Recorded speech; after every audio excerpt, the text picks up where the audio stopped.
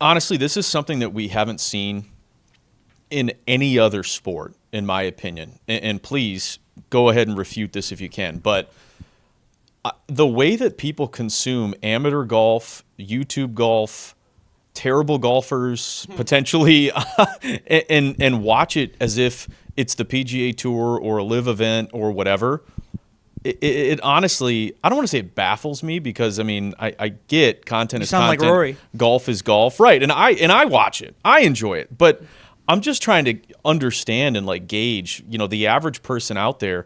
How did we arrive at this point? Because, basketball, you're not watching 3-on-3, guys play at a random YMCA. Hockey, you're not watching a beer league hockey game on YouTube or something like that. But golf, everyone can just put content on YouTube these days, and people will consume it.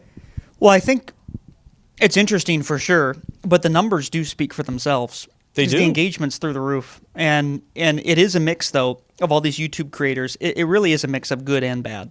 You have guys that are good players like Grant, right? Like Rick Shiels, like Fat Perez is good even, but then you have guys that are terrible.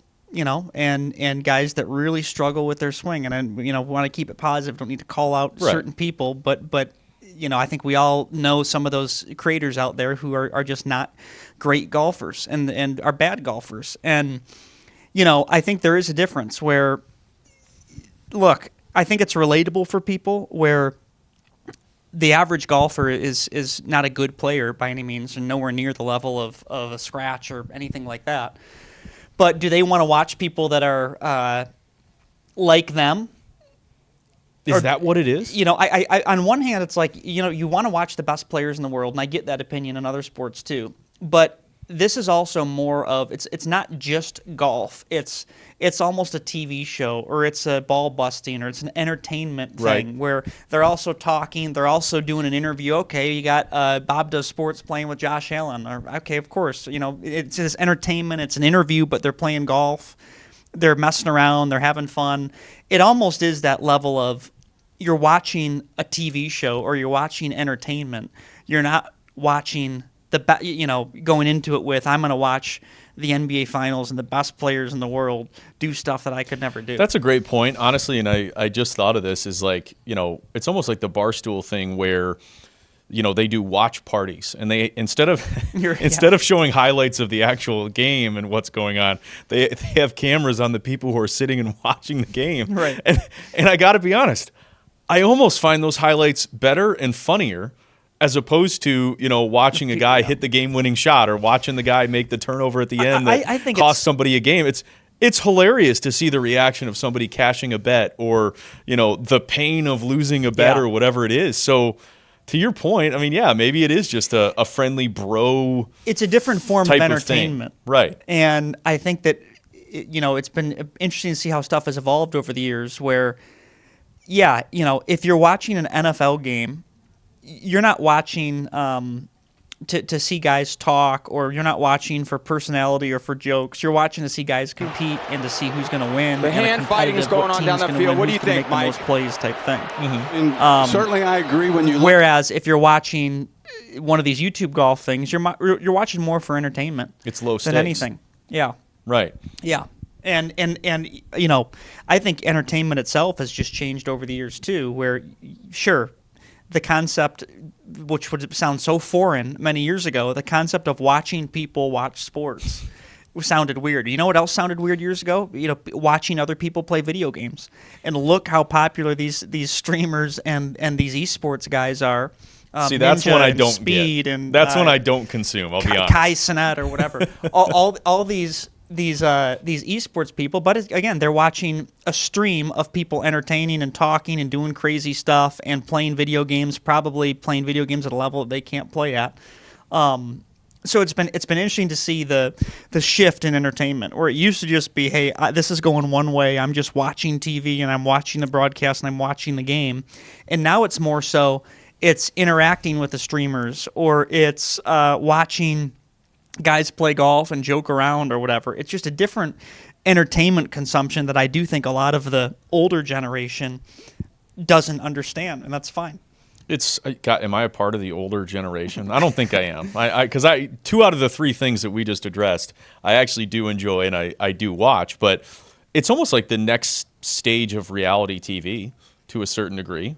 Like if you think back, and now I'm dating myself here, but late 90s, early 2000s, the reality TV of The Real World on MTV, Jersey and then Shore, that transitioned right? into Jersey Shore, Yep. and that transitioned into the Kardashians, and Right. everything else that has gone on It's the next above step that. of that. Yeah. And you don't have to have a network show now to be a quote unquote reality TV show. All you Yeah. have to have is a YouTube channel. All you have to have is an Instagram, a Right. TikTok, whatever. So the accessibility of the quote unquote reality, shows are they're everywhere. Yeah. And honestly, the level of quality of the video and the editing Yep. and sound and all of that, it's next level. It's a full production. I think it's just all about what you're going into it expecting to watch, And look, if some people, I don't think it's an either or, I think that you can want to watch a good. If I'm going to watch a tour event or watch the Masters, yeah, you want to watch. You're watching the best players play. You're watching competition. Who's gonna do it? Now there is that element of golf that people see as relatable when the best players in the world do hit a terrible shot, and that's relatable type Right. thing. Because the golf's a unique position because the average person plays golf. The average person knows what it feels like to pound a drive, knows what it feels like to sink a long putt, knows what it feels like to flush an iron or stick a wedge to 2 feet that they see on TV. Now they don't do anywhere near as often, Right. but the average person knows that feeling, right? So I do think that element of relatability in golf is special because it doesn't exist in football or basketball. I don't know what it's like to windmill a dunk. I don't know what it's like to be playing in the NFL and throw a touchdown pass or to take a hit or to It is more Steph Curry hitting a game-winning 3. Now what people say is, I can shoot a free throw or I can shoot a 3 or something. But it's different. It's golf. Allows that much more of a relatable thing when you as the average person can go out and play Pebble Beach. You can go out and play Pinehurst. You can go out and play these venues yourself. I can't just go to the Madison Square Garden and go play in an arena with people watching. You don't. I'm sure plenty of people would watch for sure. No, it's a good point. It's also like, it's almost like, because golf tournaments, the major championships obviously are the big, ratings draw, and that's what brings most people in just because they're such huge events. But on average, the game of golf itself from a quote-unquote TV broadcast standpoint is not mass appeal. Mm-hmm. It's not. It's very much niche down. You and I will watch more golf on a weekend than the average person will. That could be, anything from, the Dallas Open or the Valero Open to, the Masters. Like, that's just, we're going to watch. But it's mass appeal in the sense of, on the YouTube side or on the reality TV side, because quite literally, like you said, everyone can pick up a golf club. Yeah. Everyone can, as long as you have money to go pay and play, you can literally play anywhere. Think about it. You can play against your friends, with celebrities. And you can go stand on the same tees and play the same course and actually play and have a competitive round, so to speak. Again, handicap it out. Yep.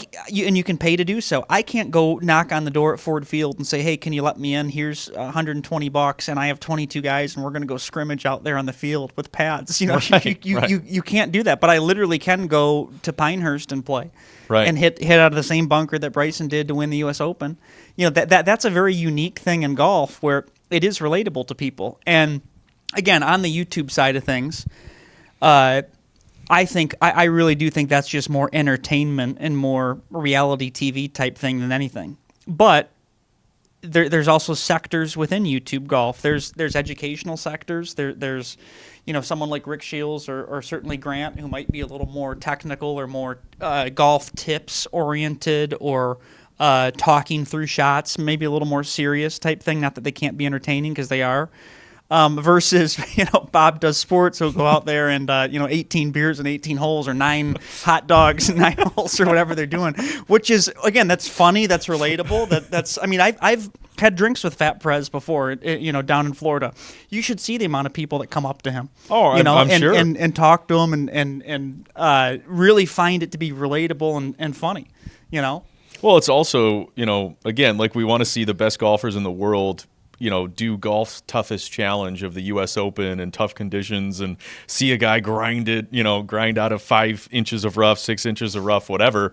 But to the same token, during the Players' Championship, you wanted to watch and see, could Trent hit a green, hit 17 at TPC Right. Sawgrass, and of course it took him like 7 tries, 7 balls to be able to do it. He comes across as relatable. He does come across as relatable, and honestly, I was watching. I thought it was funny. I wanted to see, not that again you're ever going to be able to compare because it's a totally different comparison what a tour player is versus what a creator player is, but it was still entertaining to see on that stage at that course what they could do. And I appreciate when guys, don't take themselves too seriously. Right. If guys can go out there and just have fun and not take themselves too seriously, and I do find that relatable and entertaining and everything, as opposed to other guys or other creators or other people in general who go out there and take it way too serious. You're never going to be on tour, and it's not as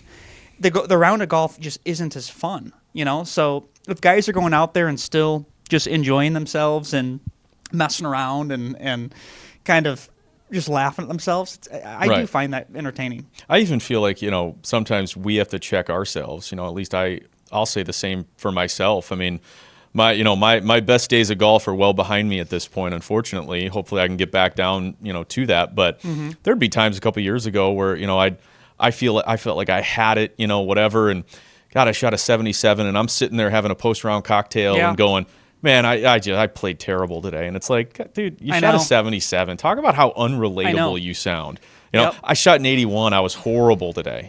Like you sound so unbelievably And that's dumb compared to most golfers. Because most golfers would kill to shoot an 81 or to shoot a 77. And everyone wants to play well, and there's a certain level of competition that sometimes will kick in for sure. But I play my best rounds when I'm carefree and having fun and messing around, as opposed to there's some match. Now I got to worry about my partner, he's in for 4. I got to make this because this is 4 for 3. Totally agree. It's like now I'm like just not swinging free and not playing carefree. And if anything, as much as I appreciate the level of gambling and stuff that goes on within golf, I'd much rather just play a casual round where there's no bets or there's no worrying about 2-on-2, best ball, whatever. Like that's when I probably play my worst, when I'm worried about that, because I just more tense, and especially when there's money on the line, whatever, which is maybe my problem. But it's when you just go out there and have fun, that's more enjoyable for me to just mess around. Yeah, I mean, everyone's different, It just depends on what you want to do, what gets your friends going, how, into it you really want to get, or how relaxed you want to be, It's fun either way. I mean, ultimately, there's something for everyone on YouTube with all these creators. So you can have one end of the spectrum, the guys who just aren't very good, who are really trying and working on their game and open to tips and advice, and you do have the other end of the spectrum where you have guys who are borderline tour players, borderline could compete on mini tours former and tour things players like that as well, Wesley Bryan and right. So and comment below your guys' thoughts too. But I mean, overall, I really do think that YouTube golf has been a good thing for the game overall. Oh yeah, and there's a reason why both tours, Live and PGA Tour, have gotten involved with YouTube golf and the creators and the influencers, because it's such a massive reach, and yeah. I do think it is a good thing for the game of golf and the growth of golf. No, there's no doubt about that. Again, the relatability, showing guys that, hey, you know what, somebody that looks just like you or somebody that maybe isn't very good has made progress over the years, and they are to that point. Or, you know what, even if you are bad, go have a good time. Go have some drinks, mess around. They don't take themselves seriously. You can still have a good time. Yep. You can be that fourth man in a scramble, and maybe you hit a big putt, and that's your highlight for the day. Like, again, there's something for everyone.